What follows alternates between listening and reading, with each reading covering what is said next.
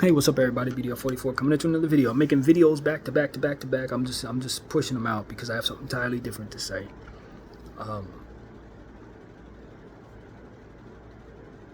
I want to pray for everyone who doesn't have help, man.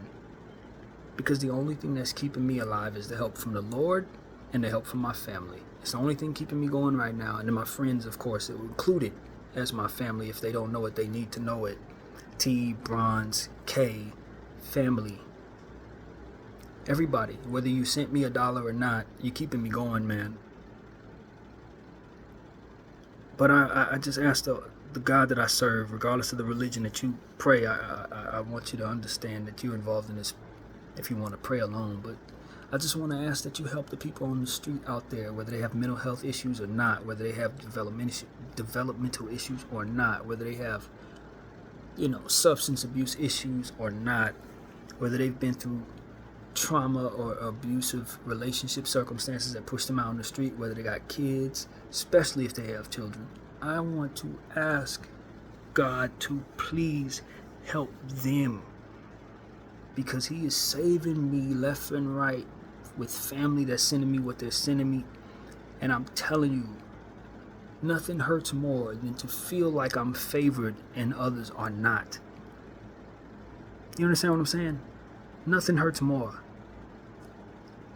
For whatever reason, God wired me, and for which I'm thankful, to have a desire to see people who don't have nothing get what they need. That's not the culture I'm from. It's about getting what you need. 2023 LA, USA capitalism. Get your money. Get your own. Help your family, that's it. But I'm telling you, there are so many people out there who are capable all over the world, who are living in squalor, who don't have a path to what they need, who don't have families sending them enough to keep them in shelters, to keep them in circumstances they have to live in shelters. They got somebody out there with my problem who don't have no money. Maybe they didn't even make it. Maybe they passed, And I just ask the Lord, help them. Help them. Help the people who are still alive with these issues. Get them what they need, God. Don't let me be a person that has all that I have and nobody else get what they need. And look, you may be in a position of even more strength. Maybe you come from a silver spoon. What I'm asking that you do is insert yourself into this prayer and be thankful, because I'm too getting what I need. But there's somebody who don't have it, man. They don't have no path to getting off the street. They don't have no path to easing their anxiety. They have no path to being able to shave or shower or brush their teeth. They suffer the ills of what comes from living out there. And I walked past so much of that today. And I just felt not guilty, because that's not the way to feel, but thankful and then desperate to see them receive the same favor that I'm giving. I really want that for everybody out there in them streets, man. I walked past so many tents these past 3 weeks in North Hollywood, and I know of what can help these people. I got paperwork in front of me that can help these people. I got all kinds of stuff that's afforded to me based on the fact that I have a phone on, based on the fact that I have people that can just send this stuff to me. There's a gentleman by the name of Anthony that I met last Friday.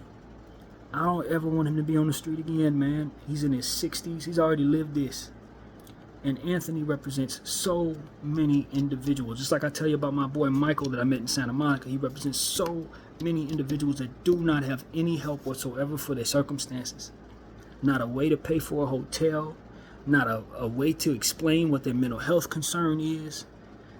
Maybe they don't have the self-awareness to know that they're really that ill, you feel me? But they suffer this. They suffer this, man. And I suffer this with the help. I suffer this with people who can keep me from falling. And they don't have that, man. And that's what I put my boy Michael on that list of prayer lists that I prayed about. That I often pray for every day. Because he, not only for him, but everyone who represents him in his circumstances, everybody who's out there in the streets right now. There's nothing more relatable for me now than for those who are out there who don't have nothing. Nothing. And are not the type of people who are going to go out and do anything to get $1. Some of the best people I've ever known were people on the street. My boy Abdul, I have not forgotten him, rest in peace. Every morning he used to tell me, if you don't give up, I won't give up. And I was going home every day. And he would see me walk into my house every day, and he never hated me for it. He told me he was happy I had a home. He was happy that I was able to sleep. But he stood outside of Walgreens every day asking for help, and he always had good energy for me every day. And I know he passed away. And he showed me a picture of his son. His son was doing well. He just didn't have the help, man. He would have done more for a lot of people if he could have been on his feet, man. And I don't know what caused him to be out there. There was another guy that I knew on Wilshire as well. I don't remember his name. I don't know that he's still with us anymore. He was really out there in the streets. But he used to always encourage me every day with the best energy he had to keep going. You know, I think he was gay. He used to tell me how handsome I was. You know, I wasn't really receptive to that, but I appreciated his energy, you know, just because he was a solid person on the streets. And those type of things helped me understand that, yo, I got this prayer in my heart now that I'm going through that. I don't know if they perceived that I would ever experience anything like that, but now that I'm in it, it's them that help me want more for others. Really genuinely want people like them to not be on the street no more. I know it's a lot of y'all who have money, people who follow me, some of y'all basketball players, stuff like that, since I talk about the Lakers so much and the NBA so much. Listen, man, just hug your kids. If somebody in your life has mental health issues, please get them help, bro. With your money, I'm not saying you got to donate to the homeless stuff, but whatever's in your heart that you can give to circumstances that you're passionate about, give, bro. Give, because it is needed. The only reason why stuff like this even exists is because somebody decided to do it who had it to do. And I'm telling you, man, I'm telling you, if I ever get any real money, I'm going to have a passion for helping homelessness. Rest in peace, Kobe Bryant. I know he had a passion for helping homeless people in the LA area. He helped fund some of these programs that I'm looking at right now, I'm sure, without even putting his name on it. He did. And there's so many others who are gifted celebrities and people like that who give. Some of the people who've been through this, they pulled themselves out of that. Some of them went through worse stuff than what I'm going through right now for sure, and it rise all the way to the top.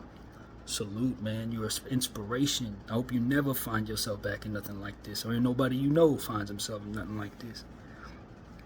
But I just feel it, man. I'm in it, you know. So it's different. It's different when you're in it, when you are at the mercy of others to help you. You know what I mean? But that's what it is. The Lord has helped me understand. He helped me survive Tuesday so I can get to today to say this, man. I'm thankful for me, but I need God to help them now. The favor that I'm receiving, or the favor that you get, that needs to come to others, man. We need to get these people off the street.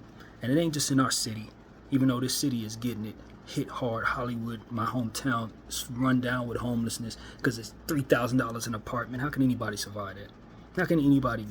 That's another thing. Can we make housing a bit more affordable? More Section 8, more affordable housing, more. We need twice as much as we have, 3 times as much as we have. Programs of Section 8. Stop this waiting list nonsense. If they're on the street, you know what they need. Get them what they need. Stop messing around. This is what I have to say to you all. Stop this. It takes 5 and 6 years. If people don't have 5 and 6 weeks, bro, and y'all know that, and you call yourself trying to help people, nah, you just writing them off a tax write-off. You know I know that. Ain't no real help. If you went through what I went through in these last couple of weeks, you would make sure you do more, and you need to, because it's needed.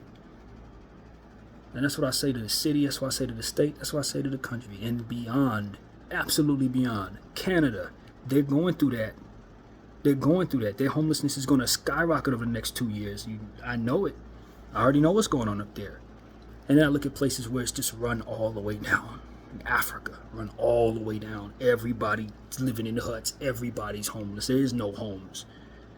But the minerals and and everything that they have is worth trillions of dollars. Replenishable stuff that's going to continue to just manifest in itself, and we just snatch from it and make phones with it and all of that.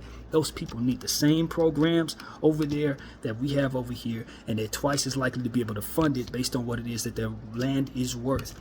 We need some compassion in these places so that these people can rise out of these circumstances and show us the greatness within them. There are lawyers, doctors, creators, individuals who have the ability to be surgeons and teachers and holy men. They're all in these circumstances where they don't have 2 pennies to rub on each other. This is something that we can pray about right now and then do something about it as we continue to educate ourselves. That's why I say salute to Shaka Zulu on IG, because he helps me understand what's going on in these places, war-torn and different situations where kids have to be migrated away from war-torn circumstances just to be put in situations where they might be getting abused by people who don't have a heart in their chest. These are things that I want to see change. I know it's going to take longer than a lifetime to do so in some of these places. Not only is it going to be about getting people money and funding and circumstances, but they're going to have to also condition themselves to realize they deserve to not be in those circumstances. They got to overcome these mental health issues that they may have that they don't know the first thing about. These are a lot of things. These people ain't getting no help, man. And a lot of the people that say they're trying to help those people, they do not help them. They're not really there to help them. They're looking to take from them. I heard of a teacher that spoke. She was going over to, I guess she was from some European country or something. She went over to Africa, killed like 800 kids, running experiments on them. Didn't do as much as a day of jail time. This is the type of stuff that people do to those countries, man. Because they know they ain't going to be held accountable. They go over there, they do all their weird sex stuff to kids because they know they ain't going to be held accountable, man. Someone has to give a damn from within their place of privilege to put themselves on the line to educate us all about this so that we can care enough to do something about this. A lot of us don't know. We think we're good people until we understand what desperation really is. We think we're great human beings until we learn to respect certain stuff. And that's what I have become. I was a good human being, but I didn't give a real damn about this until now. Till I got a little taste of it. Not a real taste, but enough of a taste to scare my black behind. I'm telling you. We need people to care enough, bro. We need those people who are going through that to rise out of those ashes so they can give back. Many won't. Many won't. But there will be enough who do, and that's what we need the next generations to understand. That's what I'm using my voice to try to do. It ain't just about our land. California needs help. New York needs help. Texas needs help. All these states need help. Surrounding emerging countries need help. India, South America, they need help. All of these places need help. They don't need us shunning them while we wave our wealth in their faces and steal from the resources that they have in these places. They need help. These people are dying.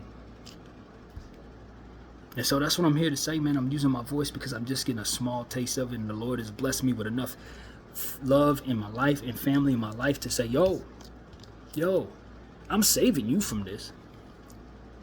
Okay, praise God that I get to live another day. But what about those that are not getting saved? What about those who ain't gonna have no family send them nothing? Who ain't gonna have an opportunity at a hotel like I'm in? Who ain't gonna have opportunity at shelters like we have right here?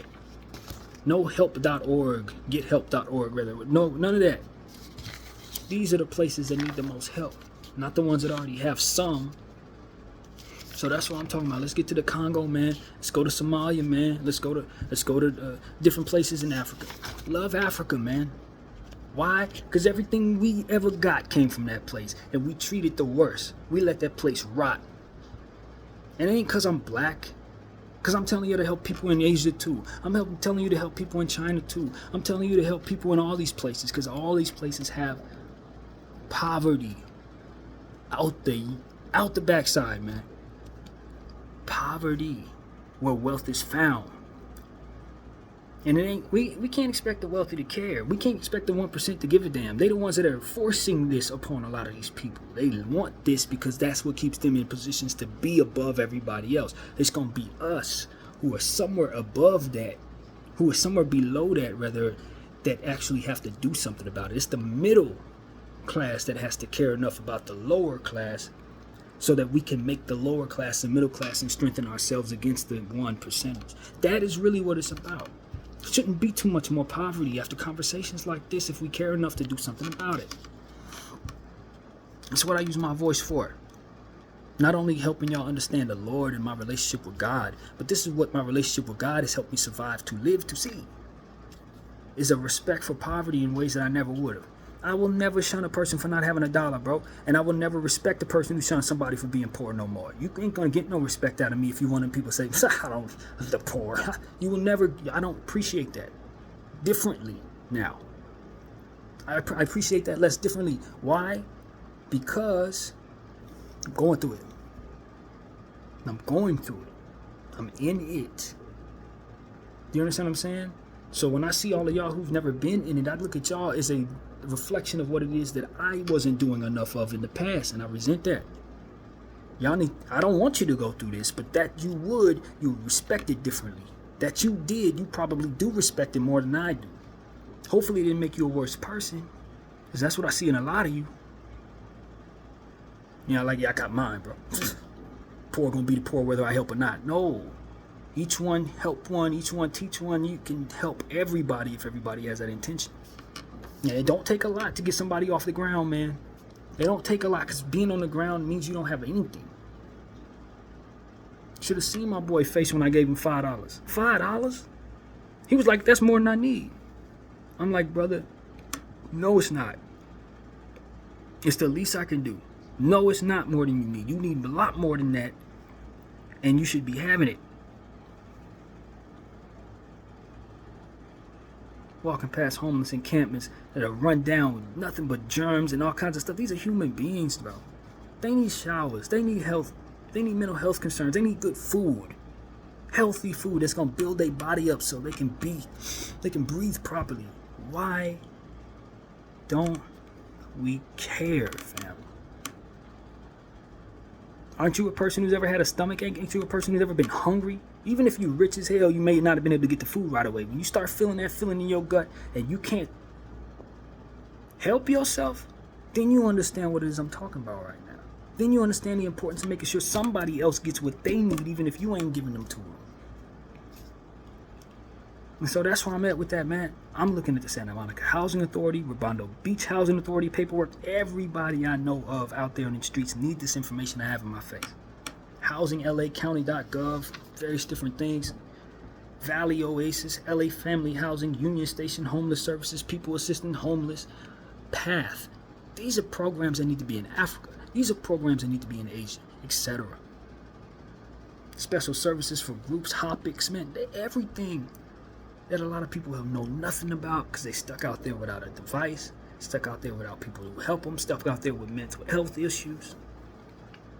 And the first thing we want to do is throw them in shelters, stick them on top of each other. You're treating them like they're poor. You're not treating them like you're helping them. Make that very clear. We put more money into our own apartments than they do into these shelters as a whole. People got bunk beds left and right all over the place. I couldn't live in a place like that without wanting to myself off. And that is the point. That's why I've done so many of these episodes of this crap, so you can see an application of someone that maybe you've never heard of. Someone who can do this but still suffer this. That's what it's about, man. Help somebody. Put somebody in a position. friendindeedpass.org/programs, rental assistance in Pasadena.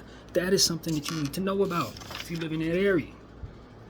I'm looking at stuff. I'm looking at everything I see, man, because I know it can help somebody. Volunteers of America, Jovinus Incorporation, Harbor Interfaith Services, Covenant House, St. Joseph Center, which is right next door to where I used to live, Valley Oasis, the Family Village Services. You need them all, man. And they need to be in more places than just Los Angeles. So that's what I'm here to say, man. I want help for you if you're in this situation. I'm asking God to help others in this situation. I want God to help me help others. It's okay to not be okay, man. But it's not okay to treat people who are not okay like they should be able to be okay at the behest of your opinion. Why don't you just? No more of that. If they had it to give, a lot of them would. But since they don't have nothing, they need you to give so that they will. And so that's where my head is, man. I'm thankful to have what I have. I still don't know where I'm laying my head tonight. I don't know. But I know that I have enough to put myself somewhere. And I'm thankful that my family loves me enough in the way that they do to assure that I have it. I don't know their financial situation. I don't know if it hurt them bad to do this, but they gave it to their brother whom they don't know, because I spent the majority of my life dealing with my mental health isolated from them. Not because I didn't love them, but because that's what my conditioning allowed for me to feel comfortable in, and comfort was what was keeping me from wanting to kill my damn self. Please understand how serious I am about this. Some people really need special care, and you can give it to them if you just know that they exist. Just know that they're there, man.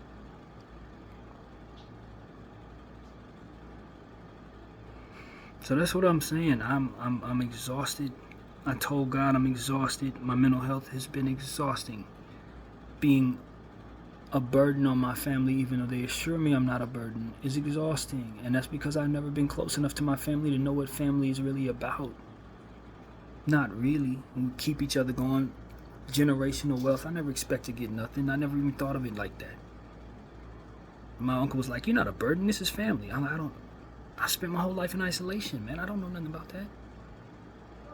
And because I don't know nothing about that, now that I'm seeing what it really is about, I want a family of my own. And even though I've always told y'all if I had enough money I'd take care of my family, that's because of what was in my heart. That wasn't necessarily because I felt like that's what family necessarily does. I know my mom told me that, but like to see it, that love, it took this for me to understand that love. Like, yo, I'm related to these folks. They're going to make sure I'm straight because I'm an extension of them. I just want to help them because I love everybody. And if I had $1 billion, I'm retiring everybody just because I don't know. That's just how I am. And so that's what it is, man. I have a newfound respect for this type of thing. And the best thing I can tell all of you, is that if you have no family like that, you can still be family to somebody who doesn't have family like that. If you made enough money and you're alone in life, this is something you can give yourself purpose. You're going to look in the mirror and love yourself a bit more once you realize you've helped people. A lot of us run around self-loathing. We spend hundreds of thousands of dollars on drugs because you can't find purpose. You can't seem to figure out why you don't like yourself. You just don't. Or you can't figure out why you can't overcome your addiction. You just don't have the strength.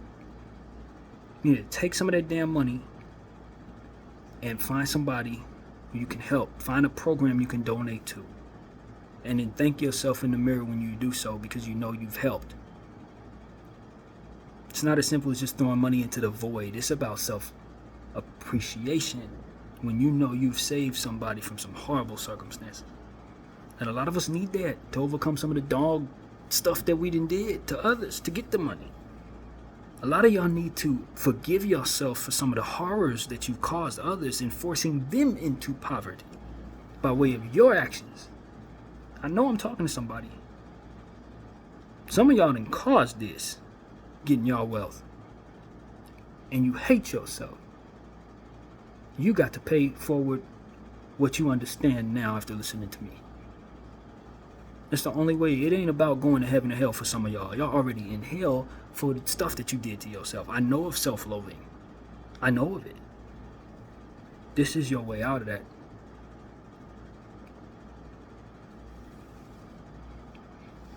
I think I'm talking to somebody today. I don't know why the Lord put all this in my heart today. With all I have to do, with all I got going on, this is what He want me to say.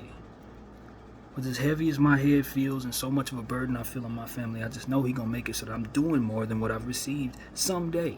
He gonna give me the ability to help somebody someday. That's why it was so important I didn't do what I was going to do on Tuesday. That's why it was so important I keep that relationship with God to give me the strength to walk back to this hotel today. Because if I didn't believe in God, I would have went to the highest point today. And I'm telling you, so many people out there who are stronger than me, who are living through what it is that I fear. And they ain't going to do nothing but continue to sit there until somebody like you or I help them.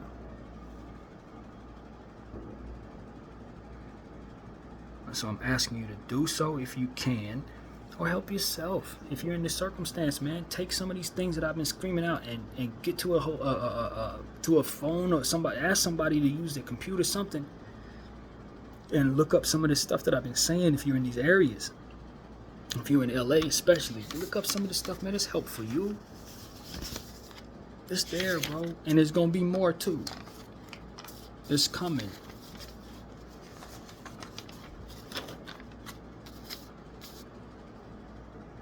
emergency shelters and stuff like that. I mean, if you can afford the ability to live around others, there's so much to keep you from being on the street, man. Maybe you ain't gotten into that space yet. Maybe you don't even see it coming. Some of us, I didn't see homelessness coming. But you need to know of these services just in case it does meet you on your doorstep. You lose your job or something. You need to know that this stuff is there, bro. You don't have to start thinking about jumping off a roof if you lose your job. If your company go under or something like that, you don't have to quit, bro. You don't. It's not over. There's still another thing to do or two. So that's what I want to say to people, man. I'm so thankful that my sister and my family helped me in this way. And my uncle's going to do the same. And now I got to find a way to help myself. I got to find a way to make $1 for myself, man. I don't give a damn if I don't want to work no more. I don't give a damn if my mental health is telling me I can't do it. There has to be a way. There has to. You know what I'm saying? If I got to sell art, if I got to get a job somehow, I got to find a way, bro. I can't keep doing like this. I cannot. You know what I'm saying? And I will end it like this. The stock market and Congo. Those are two things that are on my heart right now. Because I know there are trillions of dollars. Trillions with an absolute T. Trillions of dollars in those two things. Congo and the resources that are being stolen for them. And the stock market. And how they're rigging these shares with naked sales, naked short selling and things of that nature. That is trillions of dollars that can go into various things that matter. Whether it be what I'm talking about or some other thing that I don't respect as much because I ain't gone through it. You know what I'm saying? Really, honestly. The notion that there are things I don't respect enough because I haven't gone through it has never been more clear too, man. I want to look to, just fathom something else. Like, yo, yeah, that problem really needs help. ALS, physical disorders and things like that. I don't know nothing about it. I probably don't respect it enough. That stuff needs your intensity. If you've been through it and you have the resources, homelessness is what I'm talking about. But there are more things that need help. AIDS and various different STD stuff, all that. Everything that I can't think of right now, man. It needs intensity because there are people going through it. And if I went through it, I'd be just as intense about it. You understand what I'm saying? Cancer treatment. I've lost a lot of people to cancer. My mother, my father, my grandmother, my auntie. All lost to cancer. All. Even people close to me. You know what I'm saying? So let's put a little more into this cancer treatment too, please. I don't. Cancer ain't something we can fight with our fists. It ain't somebody we can spin the block on, nothing like that. That ain't how that works, bro. I would love to get revenge on cancer for killing my family members. For taking your family members if it did. I know it took a lot of people who watching me family. I know it. I'm sorry.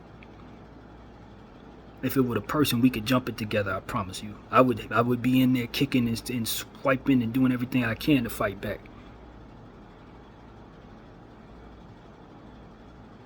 And I watched what it did to my mom, my auntie, the suffering, I didn't see what my grandmother went through. Her cancer took her so fast. She was diagnosed 1 month, the next month she had passed. And she had lived a long time, she was already in her 90s, so we were fortunate for her to live a full life. My mom, 69 years of age. My auntie, I don't know, much younger than that.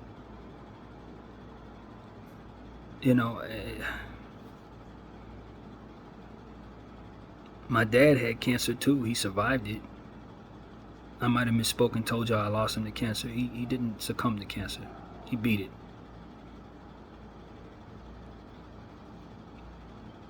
I want someone to look into something for me. I want someone to study something that it went down in my personal life, because I've never in my life been able to understand what happened here. But maybe someone who's paying attention to me can take a couple seconds and study my mother's case My mother had cancer, stage 4. We got all the way to the end of her treatment. She had gotten to a point where all they saw after all the chemo that she had taken, and it was a lot of chemo, sand was all they saw left of the cancer in her x-ray. Sand. Little specks after it being spread all over in different places in her stomach. It initially started in her uterus. She had the hysterectomy. It had spread to her liver, and they had given her so much chemo till it was just about gone. Something happened to her insurance. Nothing on her end that would otherwise make her delinquent to our knowledge. In the 4 months where they were trying to figure out how to get her insurance going, the sand ultimately reappeared and spread and ultimately killed her. I don't know what went wrong with that insurance, and I want somebody who's following me to look into that. I don't know what happened. I don't think my family knows what happened. She wasn't delinquent on any payments. This happened at the end of December of whatever year that was, probably 2014 maybe. She died 2016. I think this issue took place in 14. We saw the sand in like September or something. Something like that. It is spread in that 4 months, being it was stage 4. That period of time where her insurance had stopped and they would not pay for her final, and I mean she had one, when I say one more treatment of chemo left. One. Her insurance failed her somehow. Something went fritz with the insurance, and they told her a treatment would be canceled unless she could pay for it herself, and that treatment was far more expensive than we could pay. What the was that? I ain't gonna say the word. What was that? Can anybody look into my mother's case and tell me what the hell happened there? So I don't know. And we were so intent on her fighting the cancer. She ended up getting the cancer, the treatment on chemo after the 4 months. She ended up taking it again, but it didn't. It was spreading too fast. My mother had beat cancer. One more treatment. And I never really mourned that, I never really thought of that, because we were in the midst of it. We were fighting it, we were dealing. So it's like, okay, yeah, all right, well, damn, we just can't get the... It was almost like that for us, the way we were looking at it. It's like, damn, they just messed up the insurance. I remember listening to her on the phone when they told her insurance had been canceled. And she was cussing, like, what do you mean? I only got one treatment left. You know what I'm saying? And for whatever reason, I just didn't absorb it properly back then. It was just like, all right, well, we just gonna keep fighting. You know what I mean? All right, well, as we were realizing they were cutting the insurance off, I just assumed they would figure out what the hell the problem was and turn it right back on immediately. Because of course they ain't gonna let it spread. I mean, they fought it so hard. And then 1 month passed, and we didn't really talk about it because I didn't live with my mom. So it was like she didn't really give me an understanding. I wasn't as proactive because I was too busy in my little isolation and all the crap I was dealing with, smoking weed every day, trying to cope with her being sick. In my own little world, living in the place I was living in. So I wasn't quite in her world, all that was going on, for which I should have been. But I wasn't that great of a son. When I look back on that, it's not that I'm sitting here saying, yo, somebody owes us millions. No, I just want to know what happened to my mother. I legitimately want to know, was it a mistake on somebody's end? Did she make a mistake and sign something properly? What happened? Why did they cut off her insurance? I really want to know. Was my mom murdered? Is that what it feel like? When I look back on it and I meditate on it, the only thing that comes to mind is us. They killed her. She was about to beat that thing, and they killed her. They cut her insurance off just long enough for it to spread, and they knew how fast it was spreading. Just long enough for it to spread too fast. And they shut it right back on when it was too late. I'm not a conspiracy theorist, but to me, it seems like they murdered my mother.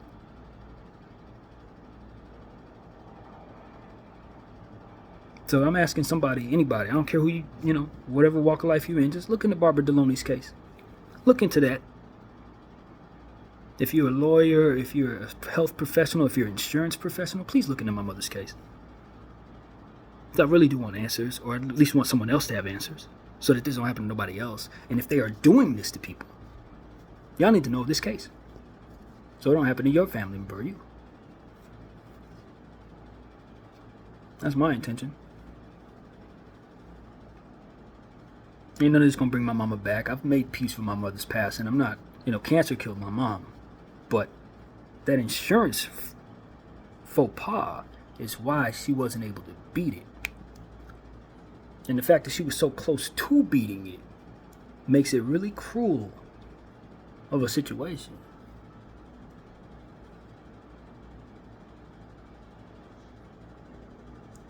So yeah, that's what's on my mind, man. A lot, as you can clearly see. But I got a lot to do. But my family sent me something that could at least give me an opportunity to pay for wherever I'm headed next.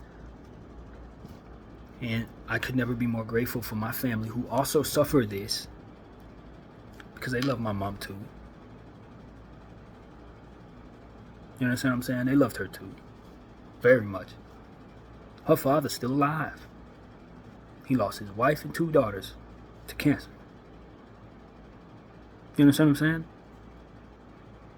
My uncle's still alive, lost both his sisters and his mother to cancer. Like, I'm not fighting this battle alone. I ain't the only one who lost them. People who knew her better than me in some cases. You know what I'm saying? Honestly. So that's what I'm here to say. I